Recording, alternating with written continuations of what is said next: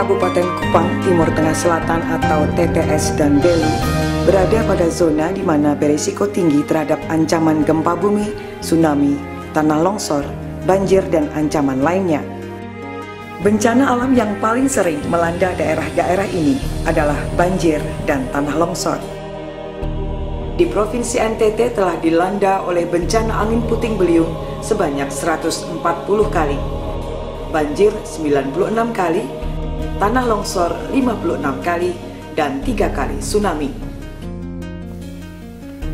Tahun 2009, terdapat 29 ancaman bencana di Timor Barat yang menyebabkan 26 orang korban meninggal dan sedikitnya 75 orang mengalami luka, serta 175 kepala keluarga direlokasi. Sementara itu dilaporkan bahwa terdapat 3.360 bangunan, jalan raya, dan jembatan mengalami kerusakan. Bila dikalkulasi, kerugian material mencapai 20 miliar rupiah. Anak-anak, perempuan, dan penyandang disabilitas adalah kelompok yang paling rentan terhadap risiko bencana alam. Belum lagi faktor risiko tambahan, stigma yang diciptakan oleh norma-norma sosial dan layanan yang kurang memperhatikan kebutuhan khusus mereka. Lembaga pemerintah maupun lembaga bukan pemerintah atau LSM di Provinsi NTT dan bahkan di Indonesia umumnya telah mengembangkan strategi yang komprehensif untuk mengurangi dampak bencana melalui upaya pengurangan resiko bencana atau PRB.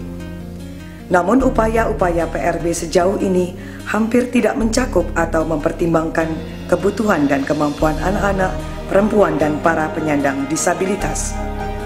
Padahal anak-anak, perempuan, dan para penyandang disabilitas juga memiliki kapasitas dan dapat menjadi pelaku PRB dalam hal mengidentifikasi dan menyampaikan resiko-resiko yang mereka hadapi. Mengapa pengurangan resiko bencana atau PRB inklusif dilakukan? Ada beberapa alasan atau pertimbangan mengapa kegiatan pengurangan resiko bencana inklusif menjadi sangat penting bagi Nusa Tenggara Timur, yaitu pertama, perempuan, anak-anak, dan orang berkebutuhan khusus atau penyandang disabilitas merupakan kelompok paling rentan dalam situasi bencana apapun. Kedua, inklusi adalah atau merupakan hak asasi manusia atau disebut hak dasar manusia dan berkontribusi khusus terhadap pembangunan berkelanjutan. Ketiga, inklusi bermanfaat bagi komunitas secara luas dan membantu meningkatkan ketahanan mereka terhadap bencana. Keempat, meningkatnya kerentanan terhadap anak-anak, perempuan, dan penyandang disabilitas secara langsung maupun tidak langsung akan meningkatkan kerentanan seluruh anggota komunitas.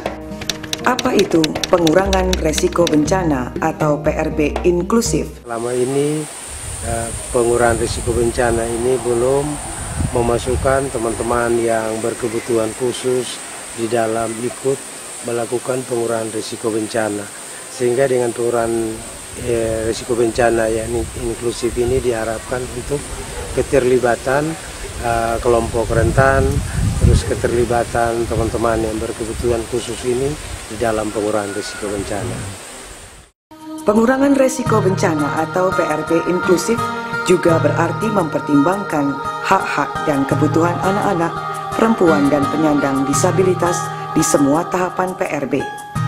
Dengan demikian, kebutuhan mereka dapat ditangani secara lebih baik. Mereka juga akan mampu bereaksi dan melindungi diri dan orang lain ketika bencana terjadi sesuai kemampuan yang dimiliki. Hal ini tentu saja pada akhirnya akan menguntungkan masyarakat luas. Dengan belajar dari pengalaman di negara-negara lain, konsorsium AID yaitu Handicap International, Plan Indonesia, dan Care International Indonesia akhirnya mengimplementasikan PRB inklusif di sekolah-sekolah dan di tingkat masyarakat guna membangun kapasitas kelembagaan di Indonesia, khususnya di NTT.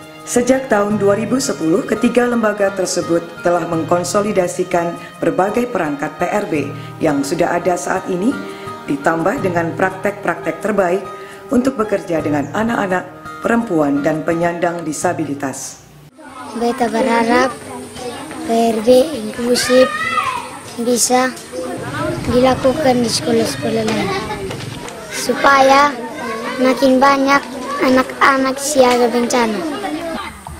Saya langsung mengumumkan dan memerintahkan anggota TSPD agar segera mengurung masyarakat untuk keluar meninggalkan rumah, bahwa membawa kebutuhan dan barang seadanya menuju ke lokasi yang aman, karena saat ini situasi desa Tagone dalam keadaan status bahaya terhadap tanah longsor.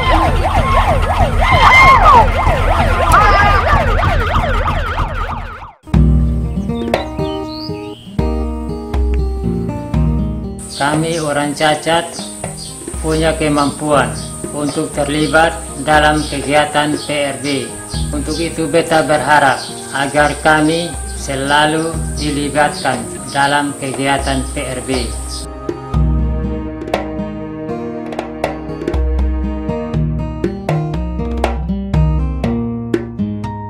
Kegiatan PRB yang mempertimbangkan hak dan kebutuhan perempuan seperti ibu hamil, perempuan penyandang cacat, dan perempuan lanjut usia harus diteruskan.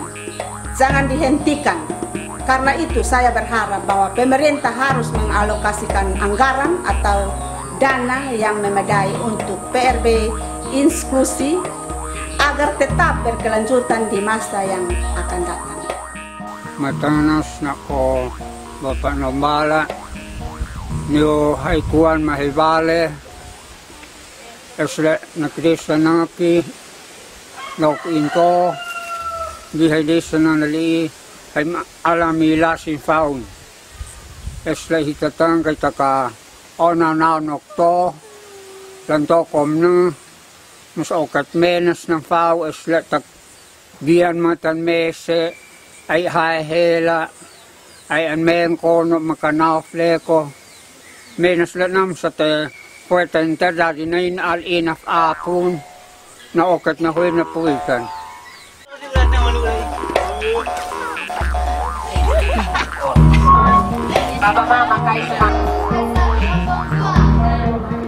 Mengingat Provinsi NTT kami rawan terhadap kondisi bencana, maka harus ada pengalokasian dana untuk kegiatan pengurangan risiko bencana dengan mempertimbangkan kebutuhan kelompok-kelompok rentan di Nusa Tenggara Timur.